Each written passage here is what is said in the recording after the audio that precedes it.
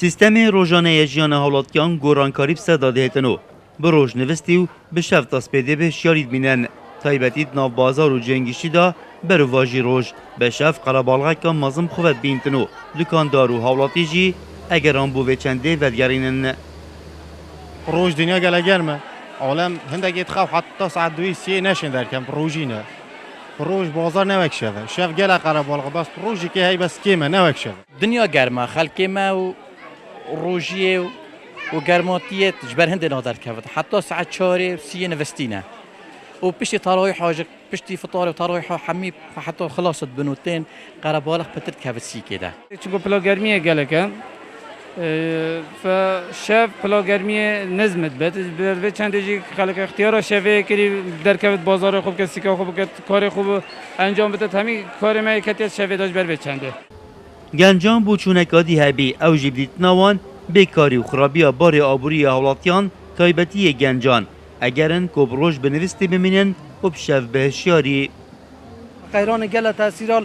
گنجی که نبتنه ماه رمضان دا بلکی یعنی جبری ماه رمضان جه خلق زیبزی ندرکد بری کای والا ماده قصاصی که احتاجی که تشتکه بری دلچش شگه کفت بلکی پارنی نپیچنا بتویتشی بکردن یعنی اول جبوی بد قهرک بتریا خارجین که بیشوله و چی کار نینن دمی خواب نوستنه و بودن او ام گنج برای بتر الکافی یا آنجی که برای بتر دمی خواه سر انترنت بودن و افتشته هنه یعنی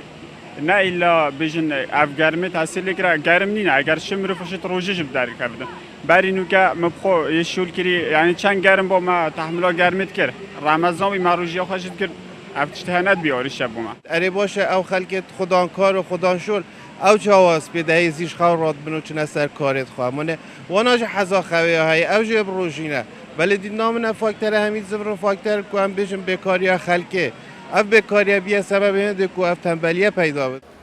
گنج دیار دکن هگر دلیدن کاریه بنو بار آبوری گنجای بتن او بیل لنوستن ناکن چونکی وان ویتن پاشا رو جاخو آواب کن خود زانن اب نوستن اف چند دب دست و نایتن لش به امیدی و بیکاری نوستن تل بجرن رعد عمر كورسات نيوز زاخو